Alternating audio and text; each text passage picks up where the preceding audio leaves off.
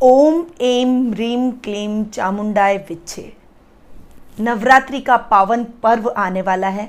17 अक्टूबर से लेके 24 अक्टूबर तक शारदीय नवरात्रों का पर्व बहुत ही धूमधाम से हम सभी एक साथ मिलकर मनाएंगे। नवरात्रि के दौरान हमारे अंदर एक नव ऊर्जा का संचार होता है, एक शक्ति का संचार होता है, हमारे अंदर बहुत पॉजिटिविटी का संचार होता है। माँ दुर्गा की पूजा और अर्चना अपने आप में बहुत महत्व रखती है। ये जो नवरात्रि के पावन पर्व है, इसमें 9 दिन तक हम दुर्गा की पूजा आराधना में और भक्ति में लीन रहते हैं। नवरात्रि में कुछ विशेष पूजाओं का बहुत अधिक महत्व है।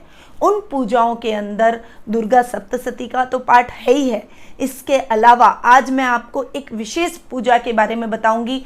वो पूजा जो तंत्र को काटने वाली है, वो पूजा जो शत्रुओं का नाश करने वाली है, वो पूजा जो समृद्धि, धन और ऐश्वर्य प्रदान करने वाली है, वो पूजा जो मोक्ष प्रदान करने वाली है, वो पूजा जो हमारी बाधाओं को दूर करने वाली है।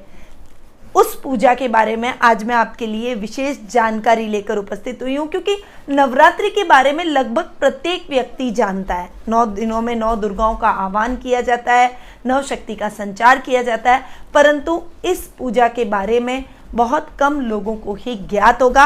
आज मैं वही पूजा आपको बताने आ रही हूँ।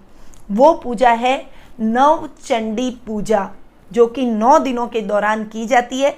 इस पूजा में अर्गला, कीलक और कवच, इन सभी का पाठ किया जाता है। 3 चरित्र, प्रथम, मध्यम और उत्तर, ये चरित्रों का पाठ किया जाता है। प्रथम चरित्र के अंदर 1 पाठ होता है, मध्यम चरित्र में 3 पाठ किए जाते हैं और उत्तर चरित्र के अंदर 9 पाठों का 9 पाठों की व्याख्या की जाती है।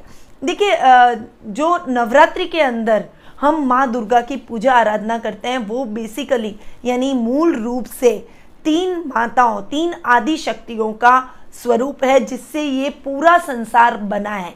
वो आदि शक्तियाँ हैं माता पार्वती, माँ लक्ष्मी और माँ सरस्वती। इन तीनों माँओं के ये 9 विभिन्न रूप है, जिनका आह्वान, जिनकी पूजा हम नवरात्रि के दौरान करते हैं। और नवचंडी हवन का ये जो विधान है, ये मूल रूप से तीनों आदि शक्तियों के ऊपर निर्भर करता है। ये नवचंडी हवन हमारे शत्रुओं से हमें बचाती है। विशेष रूप से किसी भी व्यक्ति पर यदि तंत्र क्रिया की गई है, तो उस तंत्र क्रिया का तोड़ इस नवचंडी पूजा के दौरान किया जाता है। साथ ही नेगेटिविटी को दूर करने के लिए, यदि घर में आपके वास्तु दोष है तो उसको खत्म करने के लिए, धन और सुख संपत्ति में वृद्धि करने के लिए, ज्ञान में वृद्धि करने के लिए, कोई भी साधना पूर्ण करने के लिए, मोक्ष की प्राप्ति के लिए, ज्ञान की प्राप्ति के लिए इस नवचंडी पूजा का विधान किया जाता है। इसका प्रभाव इतना अधिक है, उसका आप छोटा सा आप समझिए कि पुराने काल में जब सतयुग होते थे, देवी देवता और असुर तक इस नवचंडी पूजा के द्वारा माँ दुर्गा का आह्वान करते थे, जिससे उनमें शक्ति का संवहन बना रहे और वो कभी भी किसी से पराजित न हो, हमेशा बलशाली बने रहे। तो देवता और दानवों के द्वारा भी इस पूजा का विधान शास्त्रों में निहित है। ये पूजा नवरात्रि के दौरान की जाती है। इस पूजा का मूल रूप से विधान 9 देवियों पर ही आधारित है। प्रत्येक दिन दुर्गा सप्तशती का पाठ किया जाता है। 9 दिनों तक ये पाठ होते हैं और अंतिम दिन हवन का प्रावधान है। और इस हवन के दौरान हम भगवान शिव की आहुति, गणेश जी की आहुति, नवग्रहों की आहुतियाँ और विशेष रूप से माँ दुर्गाओं के 9 स्वरूपों की आहुतियाँ देते हैं और विधि विधान से हवन किया जाता है। ये हवन बहुत ही कल्याणकारी रहता है। वैसे भी देखिए, नवरात्रि के दौरान दुर्गा सप्तशती के पाठ का तो सभी को पता है कि बहुत अधिक महत्व है। सप्तशती से आप समझ गए होंगे कि सप्तशती का मतलब 700, 7 सहस्त्र, यानी देखिए दुर्गा, ये सप्तशती का जो पाठ होता है उसमें 700 मंत्रों का जाप किया जाता है, शास्त्रों 700 श्लोक बोले जाते हैं। यानी प्रत्येक दिन इस दुर्गा सप्तशती के पाठ को करने से आप सोचिए कि कितना अधिक फल हमें माँ दुर्गा का मिलता है, नवरात्रि का मिलता है। इसीलिए दुर्गा सप्तशती के पाठ का बहुत अधिक महत्व नवरात्रों के दौरान होता है। इस शारदीय नवरात्रि प्रथम दिन हम माँ शैलपुत्री की पूजा आराधना करते हैं, जो कि विनम्रता की देवी मानी जाती है। और शैलपुत्री की पूजा आराधना से भौतिक और आध्यात्मिक इच्छाओं की पूर्ति हम करते हैं। उनका आह्वान करके हम भौतिक और आध्यात्मिक इच्छाओं की पूर्ति करते हैं। तो दुर्गा सप्तशती के पाठ प्रत्येक दिन करने से और ये नवचंडी पूजा से हमें माँ शैलपुत्री का आशीर्वाद प्रथम दिन प्राप्त होगा। द्वितीय दिन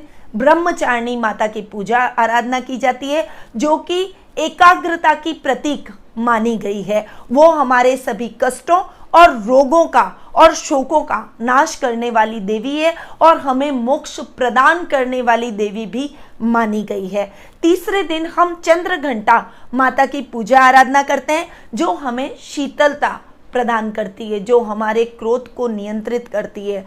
ये इस माँ की पूजा आराधना से हमारे समस्त पाप धुल जाते हैं, हमारी सभी बाधाओं का शमन हो जाता है। चौथे दिन माँ कुष्मांडा की पूजा आराधना की जाती है और ये अपनी मंद मंद मुस्कान का प्रतीक मानी गई है। ये माँ आयु, यश, बल और ऐश्वर्य प्रदान करने वाली देवी के रूप में जानी जाती है। और चौथे दिन माँ कुष्मांडा की पूजा आराधना करने से हमारे इन सभी गुणों में वृद्धि होती है। आगे बढ़ते हैं। पांचवें दिन स्कंद माता की पूजा आराधना की जाती है, जो कि वात्सल्य का प्रतीक है, वात्सल्यता की देवी मानी जाती है। ये माँ हमारे कुंठा, कलह और हमारे अंदरूनी द्वेष या फिर हमारे घर में कोई द्वेष कलह का वातावरण है, उन्हें दूर करने वाली ये माता है।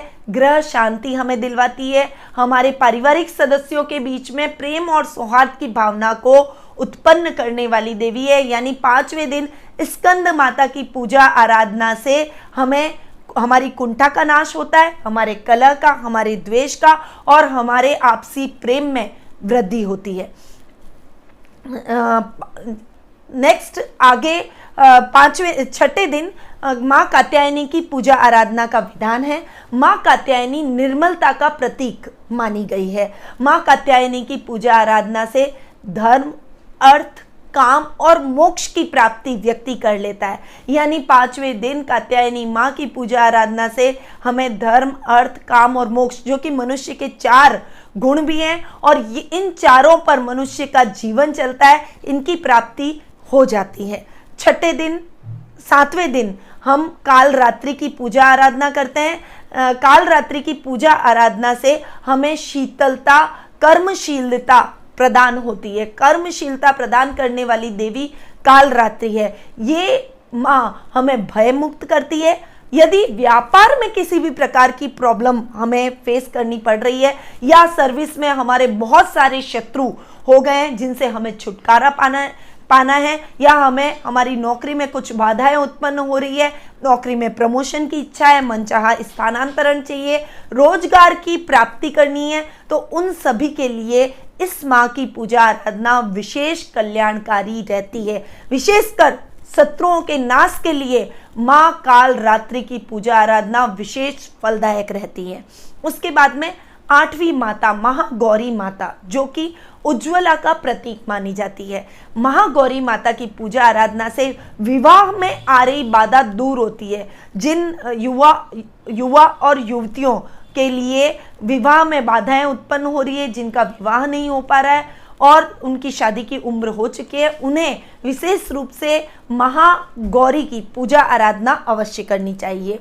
लास्ट देवी है सिद्धिदात्री देवी, जो भक्त के मनोरथों को सफलता दिलाने वाली माँ के प्रतीक के रूप में जानी जाती है। ये लास्ट दिन की पूजा हमारी सभी साधनाओं की सिद्धि के लिए होती है और विशेष रूप से ये माँ तंत्र को काटने वाली देवी के रूप में जानी जाती है। यानी 9 दिनों में 9 माताओं के आह्वान से हमारी कितनी सारी समस्याओं का समाधान हो जाता है। लगभग अगर हम 9 दिन में माँ दुर्गाओं के इन 9 रूपों के की भक्ति करते हैं, पूजा करते हैं, तो हमारे जीवन में आ रही प्रत्येक समस्या का शमन हो जाता है। और नवचंडी हवन भी, हवन का उद्देश्य भी इन सभी माताओं को प्रसन्न करने का रहता है। और नवचंडी पूजा के माध्यम से हम इन सभी माताओं को प्रसन्न करके सुख, सौभाग्य, आरोग्य, शत्रु विनाश, तंत्र विनाश और ऋण मुक्ति, इन सभी बाधाओं को दूर कर देते हैं। तो नवचंडी हवन का विधान प्रत्येक व्यक्ति को नवरात्रि के दौरान अवश्य करना चाहिए। देखिए, ये नवचंडी पूजा का फल सभी व्यक्तियों को, ज़्यादा से ज़्यादा लोगों को मिले, क्योंकि प्रत्येक व्यक्ति अपने घर में करवाने में असमर्थ रहता है। इस उद्देश्य से हमारे संस्थान में भी इस बार शारदीय नवरात्रों के शुभ अवसर पर ये पूजा रखी गई है। इस नवचंडी पूजा के माध्यम से हम 9 देवियों का आह्वान करेंगे। यदि आप हमारे इस पूजा, इस अनुष्ठान से जुड़ना चाहते हैं तो नीचे दिए गए नंबरों पर संपर्क करें और इस पूजा का लाभ प्राप्त करें। अब मैं अपनी वाणी को यहीं विराम देती हूँ। माँ शक्ति का संचार आपके अंदर हो, नव दुर्गाओं का संचार हो, माता पार्वती, लक्ष्मी और माँ सरस्वती आपके जीवन में सुख, सौभाग्य और आरोग्य लेकर आए। इन्हीं शुभकामनाओं के साथ निधि श्रीमाली का नमस्कार।